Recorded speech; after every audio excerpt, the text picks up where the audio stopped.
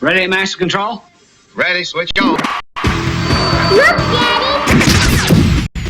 Broadcasting from Dallas, Fort Worth on thebarlive.com. Quit stalling! When you think you're right, you're never right. Because this is the YNR Radio Show. Hey guys, what's up? It's the YNR Radio Show, broadcasting from thebarlive.com. You are hanging out with the boys. I am Patrick. And I am Austin. And I'm Joey. Today we are casting live at Mad Tavern, located off of Preston and Frankfurt. And this is one really, really cool place, guys. I like it. I mean, it's right next. It's in between a title place, so I can retitle my house, and then it's next to a nail salon where I can get a bikini wax. Yeah, dude, you need a bikini wax for summer. Yeah, I'll get like a landing strip. I want like a whole landing strip starting at the top of my chest all the way down. And you could have like a dashed line in the middle. Have like numbers at the First time ever. Well, if more like a warning strip. If you guys are tuning in on thebarlive.com, thanks for tuning in with us. Today is June 6th. We've been going strong for a while at the barlive.com. We're glad to be here. Behind the board over here, we have the sexy, saucy Jimmy. What's up, guys? Sexy, saucy. My adjectives of you are just going to get dirtier and dirtier. But I'm not going to ever get to that Big Dave level, I'll tell you that right now. Why? What does Big Day say? I don't know. He's not doing a show today because of sexual harassment. He's pending a lawsuit. Yes. All right, well, coming up this show, Pop, we've got a lot of good stuff for you. Very unprepared as usual. We're going to kick it off here in just a little bit with the news. News. And we'll do a little city sports for you. You got some good stuff for city sports this week? I got some great stuff for city sports this week. Right on. Yeah. After that, we'll do a little plugs and shout-outs. In the second segment, we're going to swing over to Joey. He's going to do a little gross but true for us. I sure am. And we're going to debut a new segment, which we really don't have anything for. We get maybe something small for, but a new segment we like to call Flagged as Inappropriate. It's going to be fun. I like that idea. Hey, and we're going to keep you updated with the weather, too. Yeah. Because we are outside. Let's give them a vision of what we're looking at. We're looking out the front window, and it's starting to rain. Yep. The clouds. It is starting to rain. The clouds are very dark. Let's go over to Joey for the weather. Joey? It's going to rain. It's going to rain.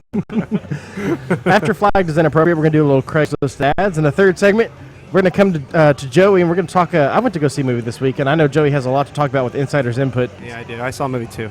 And then we'll do a little night inside. In the fourth segment, me and Austin and Gino are going to be taking a little trip to Austin for the barlive.com. I really don't know all involved with that, but we will find out, and we'll talk about it a little bit. Yeah. So we'll make that happen. You guys ready to jump into it? Yeah, let's do it. All right. It is time for the segment we like to call the news. Hey, the music. All right. By the way, special thanks to Dana Caswell. That's my stepmom. Hi, Mom. Hi, Dana. She loves to give us news stories and emails all her news stories that she comes across to ynrradio@gmail.com. We appreciate you, Dana, for sending us stuff. So basically, I can be as lazy as I want, and I still have stories to tell. I know, man. The more listeners we get, the less work we actually have to do. So you guys listen to the show and tell us what you want to hear about. What you don't hear.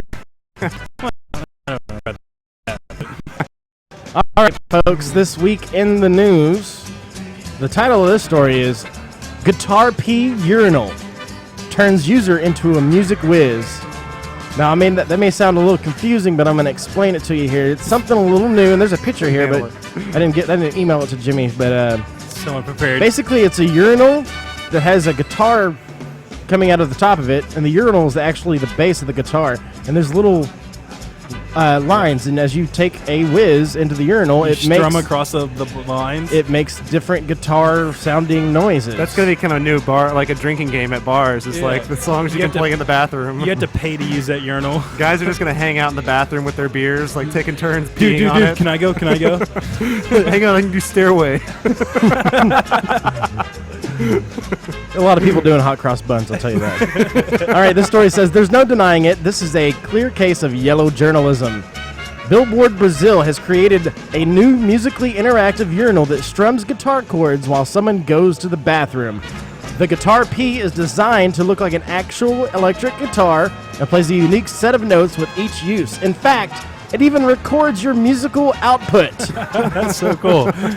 CNET reports that once you flush, the urinal generates a personalized number, allowing listeners to stream the user-generated content over the Guitar Pete website. Wow, the future is now. That's amazing. I never would have imagined that in the year 2012 we'd have guitar urinals that record the sound of us pissing.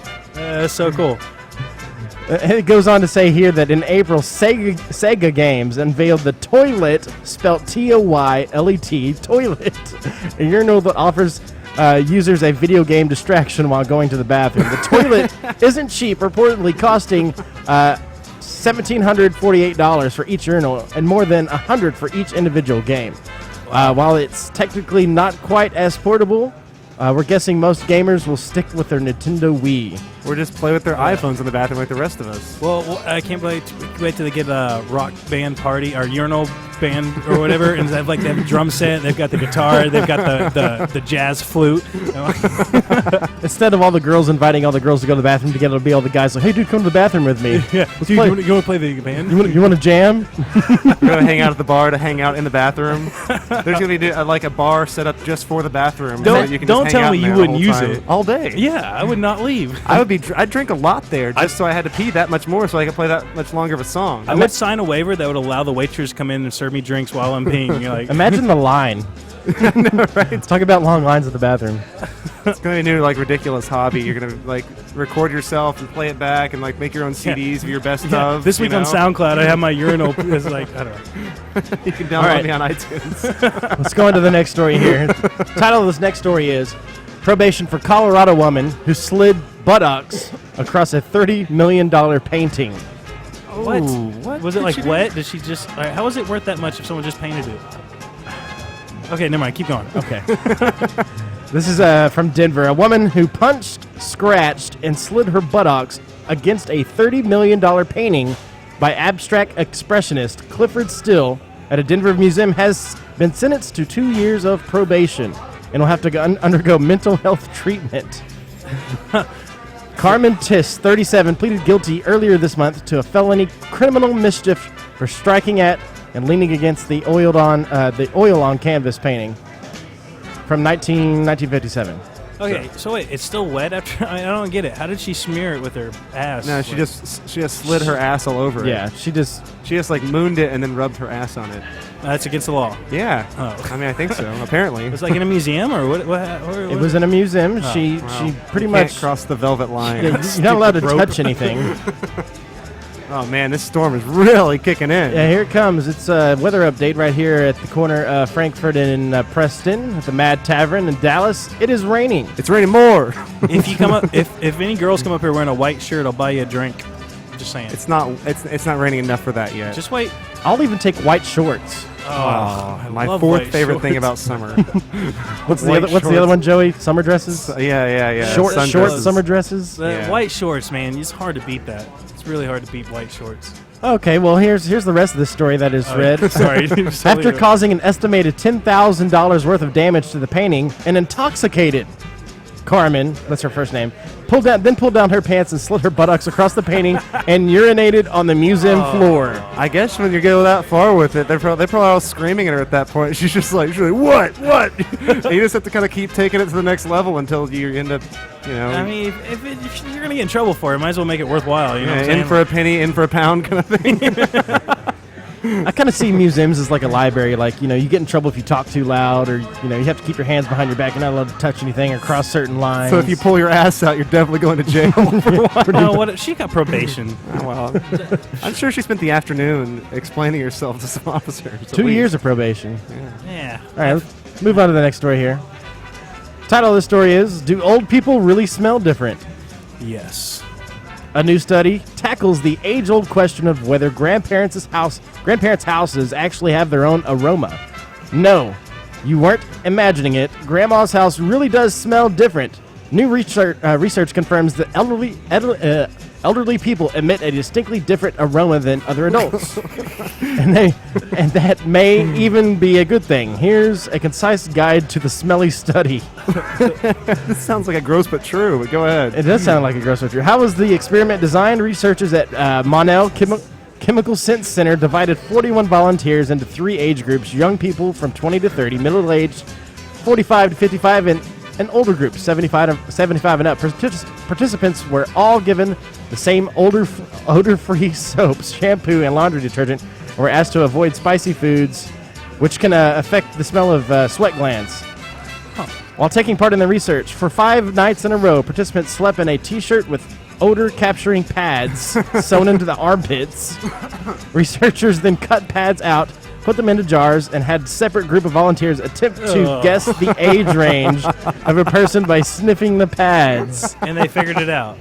Now, I wouldn't mind doing the first part of the research project, but the second part where you have to take And pads. smell other people's pads. Exactly. They just have jars labeled death on them, and it just smells like dying.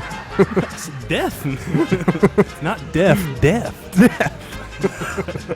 So, but it is indeed a fact that older people do smell different. All right. Well, I could have told you that. Like mothballs and lemon drops. Yeah. I don't know why they needed Cambridge know. to do a study on that. My grandma doesn't smell like mothballs and lemon drops. I don't know why I said that. I just imagine it. My grandma smells like cigarette smoke. And Werther's original. Menthol. All right, here's another story for you guys. Texas gun range to host children's birthday parties. All right. This sounds like a fun one. There's a WFAA.com, Gloria Campos. I'm watching the Wayne too. It's pretty crazy. Yeah, it's starting to come down. A new gun range opening this summer in Louisville will have 2 rooms available for hosting children's birthday parties. Oh, Wait, a really? gun range is The going to gun have children's birthday parties. Right. That's the, awesome. The age limit is 8 years old. You have, That is the age limit in Texas, I believe, 8 years old. you have to be tall enough to get above the shooting table.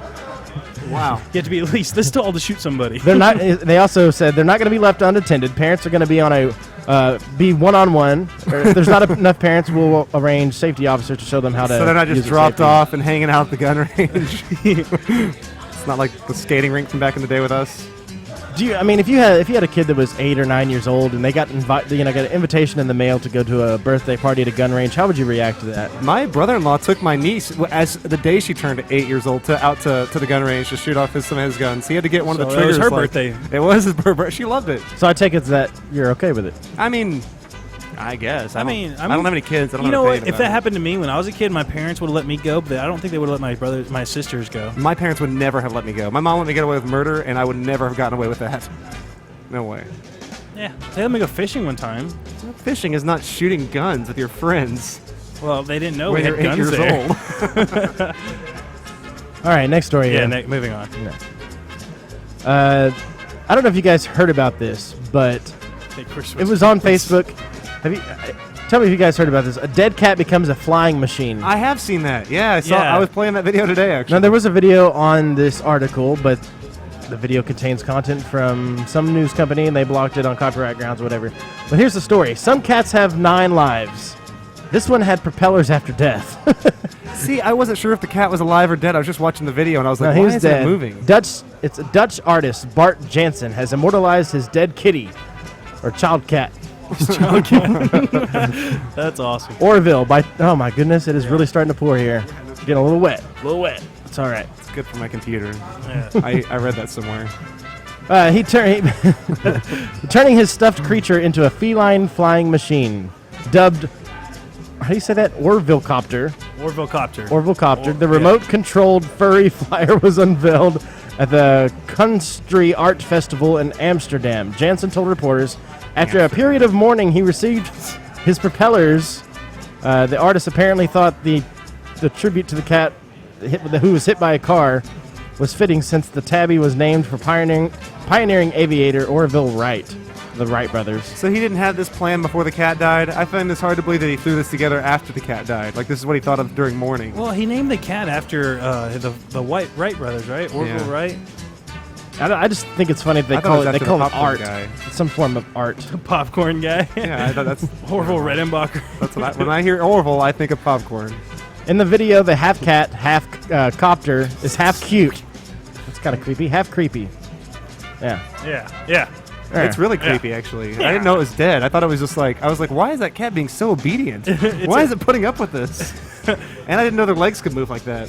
It's getting like it can do anything when it's dead. it's getting mixed reviews. Like some people saying this is a heartwarming story, which I don't see I that don't quite at get all. that. Somebody else said, I suppose that's one way to memorialize your beloved pet. It's desecrating the cat's corpse. I mean, that's flying it like- around your yard. That's like I would get in trouble for that if I was a kid. If I had a cat, or I would never have a cat, but if I had a dog and like it died, I wouldn't like stuff it, or I wouldn't make a toy out of it. I would bury it in the it and backyard. move on like a human. Go buy a new dog. Like, why would you? I don't know. Stupid.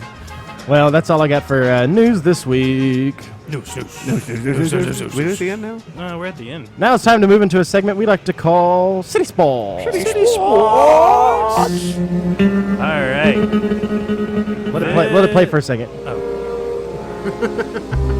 Really got to get the hold of it. That's what I want the toilet to sound like, the urinal. Okay, now you can go. All right. City Sports.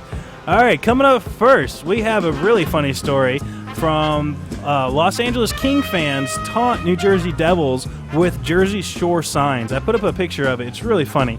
They basically hold up these big banners of these guys' head. They have Snooki, the other people. I don't know. Holly D, Yeah. JWoww, The and situation. I forget the situation. Yeah. Yeah, I don't know why I JWoww, know whatever. those. Yeah. Why do you know that? I don't know. I don't know why I knew that. Anyways, Go ahead. So it's a funny story. It's a real puck you to the New Jersey Devils Monday night as LA Kings fans taunted the rivals with blown up images of even famous New Jersey franchise, the cast of Jersey Shore.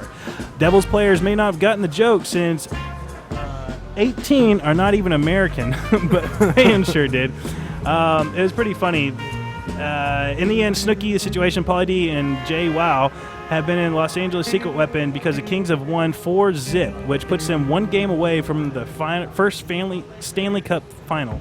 So one game away. So I don't know. They're taunting. And it was 4-0. That's pretty intense. Yeah. I mean, it's hockey. It's whatever. We also have. Let's see, which one do I have next? I don't know. Chris Bosch. Chris Bosch is getting sued for something. Oh, I read no, that hold too. on. Where is it? No, Somehow I passed. Oh, there it is. masseuse. Yeah, his masseuse dies. Okay, so this is John not. Travolta involved in any way? No. Okay. This is not Chris Bosch's week. A day after the Miami Heat lost to the Boston Celtics in Game 4, a masseuse collapsed in his home of the injured Heat forward and later died in the hospital. According to police, a South Florida masseuse went to Bosch's home yesterday to tend Bosch's abdominal strain and appeared to be in good spirits, and suddenly collapsed, was taken to hospital where she died last night. Miami Beach Police spokeswoman said the department would conduct a standard death investigation, but there's no signs of foul play. Police said the victim had survived cancer a year ago. Cause of death has not been determined.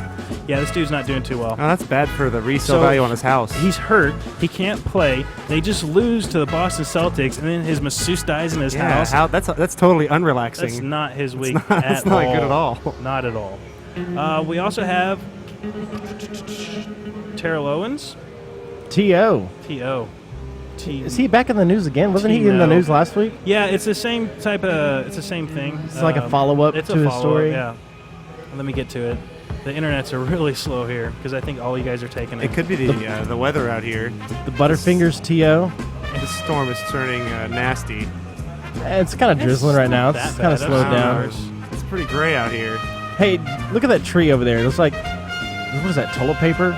Yeah, I noticed that a minute ago too. I think it's plastic. Oh. It's out there for a while. Yeah, I don't think toilet paper. Don't with toilet paper a tree in the middle of It would disintegrate. So Terrell Owens has given Alan Wranglers an ultimatum, issuing a public apology and cut him a check for more than $160,000. He says they owe him, or he'll take him to court. What just happened? I don't know. I was What? unorganized show ever. Let me I'm restart. just looking at that tree over there, man. This on Go ahead. location thing is so distracting It for is. me. I cannot help but stare Yeah. out into the parking lot, watch the cars go by, and the rain. Well, that doesn't make for a very good show. though. I know. I'm trying to pay attention. All right, go ahead. Continue the joke. Okay, let me check. It's not okay. Whatever. Terrell Owens has given the Allen Wranglers an ultimatum: issue a public apology and cut me a check for more than $160,000 he claims they owe him, or he'll take him to court. Basically, after everything that happened last week, he said, according to sources, T.O.'s legal firm filed a letter wants a public retraction regarding the team's allegations. He didn't miss the thing on purpose because he claimed the publicist mixed up the dates. As for the money, our sources say T.O. claims he owes $160,000 or 4 game checks, and the team still has not paid him. T.O. also claims that the team owes him 50% of the merchandise, tickets, and concessions from the time he was on the team. Typical. Yeah. He wants more money. Yep. When is this guy gonna stop? Like when will he stop even trying? Like, I mean, or when will he actually figure out that, like, maybe if he shuts his mouth every once in a while, he could actually, like, stay on an NFL team or something? No, that was the IFL. That's indoor football. Like, well, I know he was on the IFL, but he was in the NFL, and he couldn't keep his mouth shut, and he went from team to team, and Nobody could work with him. he kept getting worse and worse. Yeah. Okay, so coming up next, Dr. J. You guys remember him? Yeah. One of the NBA legends. He is going to lose $230,000 in a lawsuit. Basically, he didn't bother to pay back a loan he was given for $1 million. Well, okay, it was $1 million loan, and he had an outstanding balance of $210,000, which he never paid.